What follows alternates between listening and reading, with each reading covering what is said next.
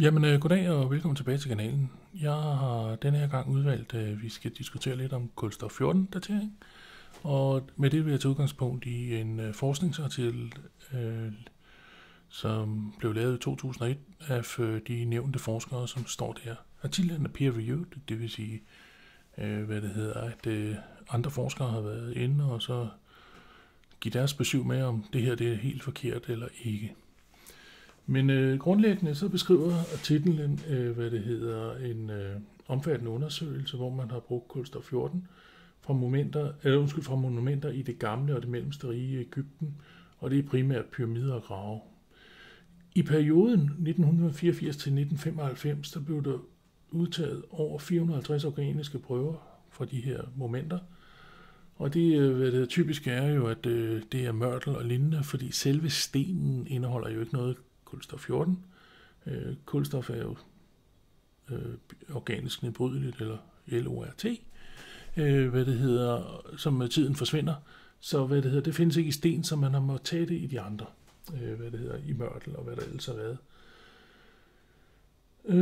Formålet det var at etablere en kulstof-14-kronologi, der kunne sammenlignes med den eksisterende historiske kronologi, altså baseret på skriftlige kilder. Artiklen den beskriver så udfordringer ved prøveudtagning, prøvebehandling og kalibrering af kulstof-14-datering, samt de usikkerheder og afvigelser fra den historiske kronologi. Resultaterne, artiklen bekræfter resultaterne, jeg bliver ved med at brøle. Artiklen bekræfter generelt den historiske konsekvens af monumenterne, men viser også, at kulstof-14-dateringerne kun er tilnærmelsesvise, og de kan afvige fra de historiske datoer. Så det, der egentlig står på almindeligt dansk, det er, at nogle gange, så er der altså ikke belæg for, at kulstof-14 kan datere og bevise den historiske kronologi, eller den, skal vi kalde det, vedtagne fortælling. Det største problem med kulstof-14-dateringen i forhold til de historiske datoer er, at usikkerheden og afvigelserne mellem de to kronologier. Selvom den kulstof-14 regnes for en videnskabelig, pålidelig metode til at estimere alderen i organiske materialer, er der altså flere faktorer, der gør det udfordrende at sammenligne kulstof-14 med de kritiske datoer. Hvis vi ruller lidt ned, så kommer vi lidt igennem det. Når vi begynder at snakke om statistik og kalibrering, jamen så giver kulstof-14-dateringerne et range, altså et sandsynlighedsrange. Så man går ikke ind på en bestemt dato, man går ind og siger, vi tror det er 28, 50 plus minus 50 eller 100 år. Så det er i virkeligheden, hvis de nu siger 50 år, jamen så er det faktisk en periode på 100 år, hvor de siger, at den ligger indenfor. Så det her, det gør jo altså svært at lave en præcis datering. Og det er især, hvis vi nu skal begynde at snakke teknikken, som de kommer lidt ind på her, så er det problematisk for perioder i historien, hvor kalibreringskurven er flad eller har plateauer, fordi det kan give store usikkerheder. Det næste, vi kommer til her, det er jo så, det næste problem, det er kontaminering og prøveintegritet. En prøve kan jo blive forurenet, og det er ikke nødvendigvis, fordi arkeologerne de har lavet en fejl. Det kan være noget så banalt som den tid, der er gået. Nedsivende vand, hvor det vand indeholder nogle andre kemikalier, der giver sig et udslag, således at noget rådner hurtigere, eksempelvis. Vi har også problemer med det, man kalder old wood-problemet. I et land som Egypten, der er der ikke så mange træer. Så træer, det bliver genbrugt. Så en træprøve, den kan faktisk være langt ældre end den konstruktion, den indgår i. Fordi det kan fint have været lavet i årtier eller århundreder. Dermed er den ikke entydig,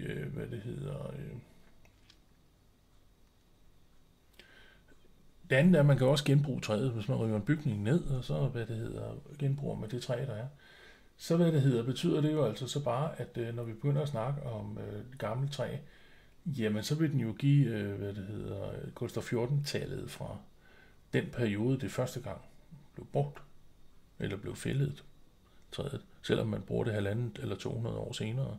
I et land som Egypten, der rådner det jo ikke. Det er ikke ligesom i Norden, hvor de har fugtproblemer og den slags. Så har vi også selve problemet med den historiske kronologi. Den er ikke altid præcis. Og det behandler de, sådan, skal vi kalde det lidt, det behandler de lidt, skal vi kalde det, jeg kalder det overfladisk. Fordi, det der jo sker, især når vi begynder at snakke om de gamle civilisationer som i Egypten, så er de jo baseret på skriftlige kilder og arkæologiske fortolkninger. De er ikke altid entydige. Der kan være store usikkerheder. Der kan være for eksempel, som jeg har sagt tidligere, at destruktion af viden faktisk noget, som magthaverne har brugt i århundreder, hvis ikke årtusinder. Så men det der med at brænde bøger er ikke noget nyt. Man har, redigeret i historien. Således at for eksempel har kinesiske kejsere, lavet en ny historiefortælling, og sjovt nok var den første mand på jorden, det var så den kinesiske kejser og den slags ting. Og man kan bare kigge på Rusland eller Kina i dag, så vil man vide, at en historisk kronologi, der er der altså en vis usikkerhed omkring det. Derudover er der også noget rent teknisk, når vi begynder at snakke om kulstof 14, fordi der er jo altså en regional variation. Kulstof 14, det er jo noget, der også findes i atmosfæren, og den kan over tid være forskellig, for eksempel på grund af solaraktivitet og klimaændringer. Så det kan godt påvirke nøjagtigheden af kulstof 14. Og så er der jo til sidst også det der med kompleksiteten af historiske,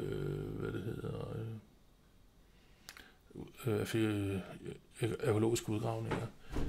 Hvis man har boet det samme sted i mange år, så vil det jo naturligvis være en vis lort, og hvis man vil gå bagud i tiden, så kan du bare starte med at grave et hul, hvor du er.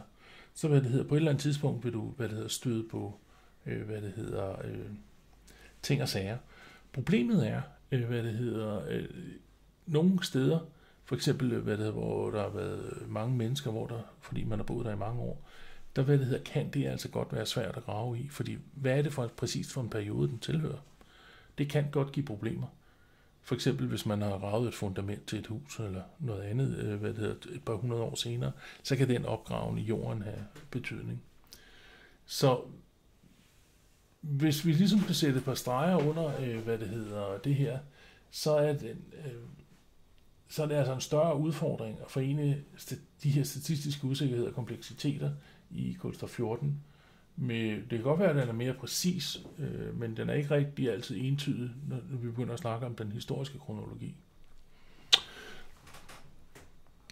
Men lad os lige prøve at se her en gang. Hvad var det? Jeg skal lige kigge en gang på mit notat her. Ja. Hvis vi lige vender tilbage til her, så vil jeg gerne lige gå ned af her, fordi der har vi en graf, den synes jeg er lidt vigtig. Vi skal lige have styr på en ting her. Det her, det er BC, Before Christ, altså før Kristi. Så det betyder, at de datoer her, årstal, der kan vi lige tage og lægge 2025 til. Grunden til, at det skal være 2025, er jo selvfølgelig, fordi vi lever den her podcast er indspillet i 2025. Så når vi kigger på de 3000, så er det tal, vi snakker om her, det er altså 5025 år siden. Det vi ser opad her, det er de forskellige grave. Jeg vender lige tilbage til dem i appendixet, for det her, jeg ved godt, det er svært at se, men jeg vil lige linke til den her videnskabelige artikel længere nede. Den er bag en paywall, beklager, men hvis I vil se den, så er det altså der, den ligger. I kan selvfølgelig også kigge på nogle af de andre videnskabelige sites, der offentliggør, peer-reviewed science, altså skal vi kalde det anerkendt videnskabelige artikler. Dem findes der mange af. Den her, det er bare en, jeg vælger, den der hedder Academia. Det vi kigger op af her, det er altså de steder, hvor den er taget, gravene, og det vi har herinde er det tidslinjen. Det man kan se her, det er, at nogle af de her konstruktioner, der er der altså en ret stor usikkerhed. Vi taler vel om, at den er cirka 200 år. Hvis vi lige kigger ned en gang her, og det er på ingen måde enestående. Der er mange af de her, de har en ret lang periode. Og det er jo det første problem, når vi begynder at snakke om den historiske kronologi. Fordi det hedder så jo, at en farao har bygget en pyramide, og så er det for øvrigt et gravkammer. selvom man aldrig har fundet en, mumie indenfor, eller at den aldrig har været dekoreret som en grav. Vi ved godt, hvordan en grav ser ud. Man kan bare tage til Kongernes Dal. Der skal de se, der har man fundet mange mumier, der har man fundet mange, grave, og dermed kan man også se, hvordan de er dekoreret. Og det, der kendetegner pyramiderne, det er jo altså, at de karakteristika har de ikke. Men for at gøre den kort, 20 år, 30 eller 40, hvor længe en farao nu kan antage sig at reagere. Han skal jo lige vokse op, og den gamle farao skal dø. Så det vi kan se her, det er, at hvis du har noget her på omkring 200, eller den her, den ser ud til næsten at være 300 år. Ja, det er vel overdrevet, men i hvert fald 200 år. Så begynder vi altså at tale om, at den historiske kronologi, den passer ikke, fordi den historiske kronologi siger jo, at en bestemt farao, han levede i et bestemt tidsalder. Og han blev født, 2200 før. Den her, og så levede han til 2150, eller hvad det nu er. Det vi kan se her, det er, at den rækker jo langt videre. Hvis vi går ned i selve appendixet, så kan vi se de enkelte prøver, og vi kan også se, hvor der er de udtaget henne. Det her det er de forskellige steder, og det er for eksempel grav 3357 i Saqqara. Jeg har ikke rigtig noget at sige til, for der er kun én prøve. Og nu bruger man BP, for let skal det ikke være. BP, det er before present, så altså det er, så skal vi lige til regne i gang. Den her artikel er fra 2001. Så så kan vi lægge 24 år til det der, så den er 4.246 år siden. Den her, den blev lavet. Pointen er bare, at der er kun én prøve, og den er taget i noget trækul. Man har åbenbart været i stand til at isolere trækullen i for eksempel mørtel, eller i et eller andet maleri eller dekoration på væggen, hvor man har kunne tage det ud. Og så går vi nedad her. Det vi også kan se her, det er på den næste, hvor der er blevet udtaget 2 prøver. Det kan da godt være, at man regner ud, at gennemsnittet, det er 4.383 år siden, plus de 24 for tidligere. Men vi kan se de 2 enkelte prøver, 43, 46 og 44, 60. Jamen, det er jo faktisk en forskel på 115 år. Det er en lang regeringstid, hvis den her grav, hvis det her det står til troende. Og går vi længere ned, så kan vi faktisk se, så bliver det endnu værre. Her der har vi en, der hvor man bliver enige om, det er 43, 52, men den spænder rent faktisk fra 44, 69 til 42, 38. Det er 230 år. Og sådan fortsætter vi nedad. Jeg prøver lige det går lige lidt stærkt her. Her der har vi steppyramiden ved Djoser, ved Saqqara. Der kan vi se, der er forskellige. Man har åbenbart også fundet, strå, halm, i prøverne. Og igen her, der kan vi se, man beregner en gennemsnitlig tid, men man kan også se 4.510, og så over til, 4.077. Ja, lidt over 400 år. Hvis vi kigger, kommer der så noget længere ned? Nej, det var just de der 2. Men det er stadigvæk en lang periode, og man kan jo så også begynde at beregne med sandsynlighed, og det gør man så, man laver et vægtet gennemsnit med alle data, hvor man så bruger 10 skvære til at beregne det. Men når vi så begynder at kigge på de her, jamen, så kan vi jo egentlig se, at sandsynligheden for, at det her det er rigtigt, den er altså kun 33%. Så når vi går længere ned, så kan vi se nogen, der er endnu værre. Ikke? Den her, den går for eksempel fra 39,50 rettelse 37,44 til 4500. Det er sådan noget med, hvad er det, 750 år? Det er da også en slat. Og hvis vi nu går over til den store, den vi alle sammen kender, den store pyramide på, Gizo, rettelse på Giza-plateauet for Khofre, der kan vi se her, der er faktisk taget ganske mange prøver, og det meste det lader til at være trækul, man har fundet. Men vi kan også se, at her der er en fra 5020, og en her fra 4088, det er sådan i rundetal 1000 år. Men hvis vi virkelig vil begynde at kigge på det, så kan vi jo se, at den går endnu længere tilbage. Så spørgsmålet er, den her målemetode fra 3810 til 5020, jamen det er jo 1200 år i rundetal. Det er en lang periode. Og på den her måde, hvis jeg nu skulle lege Graham Hancock her, så vil jeg jo sige, at der er jo ikke statistisk belæg for, at den historiske kronologi, den passer. så enkelt må vi sige her, at når du har så store variationer, så er det eneste videnskabelige, du kan sige om den her prøve, det er, at den kan ikke bruges til at fastslå det. Rent faktisk stiller den jo egentlig mere det spørgsmål om, hvis de her prøver, de er rigtige, så, altså med rigtigt, der mener jeg, det er ægte, og der ikke er sket forurening, og det man har gjort, man har kalibreret fuldstændig korrekt, og alle de her ting. Jamen så er vi nødt til at konkludere, at vi ikke aner, hvordan de pyramider de er opstået. Og det er det, Graham Hancock han siger. Vi kan fortsætte længere ned her, der er, mønstret gentager sig. Der er simpelthen store variationer. Der er så store variationer, at hvis vi siger, den her den er fra 4.511, og så til 3.000 her, jamen det er jo næsten 1.600 år. Altså, hvis det her det er rigtigt, og de her de er taget fra sådan nogle steder, hvor, der ikke er umiddelbart til at tegne ud på reparationer, og det er en dybt inde i pyramiden og den slags, så, den eneste videnskabelige konklusion er, at den historiske kronologi, den kan i hvert fald ikke bevises ud af kulstof 14. Og det er det, Graham Hancock han siger. Og vi kan se længere nede her.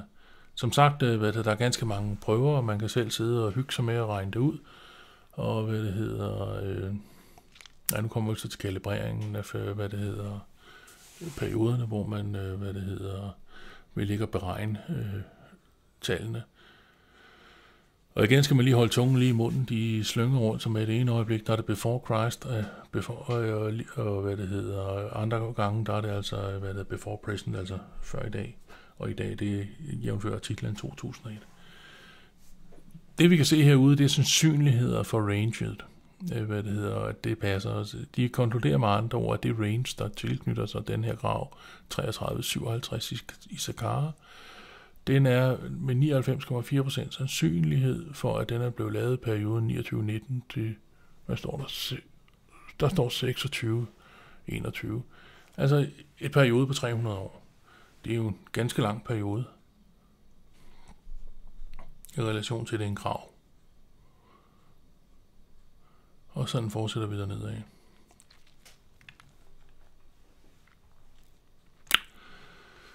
Som sagt, jeg linker til den nedenfor, og så kan I selv gå ind og kigge på den, hvis I har lyst. Artiklen, det her det er en af de første, så den er citeret rigtig mange gange. Og det betyder jo så, at i den videnskabelige verden, jamen der er der jo altså forskel på, hvor mange gange du bliver citeret, og hvor mange gange folk giver dig ret eller uret. Og den her, det er altså en af de betydende artikler. Mit næste indlæg vil gå på, hvordan man har fundet spor af, beton i, i de gamle pyramider. Så have en god dag, og vi ses i næste afsnit.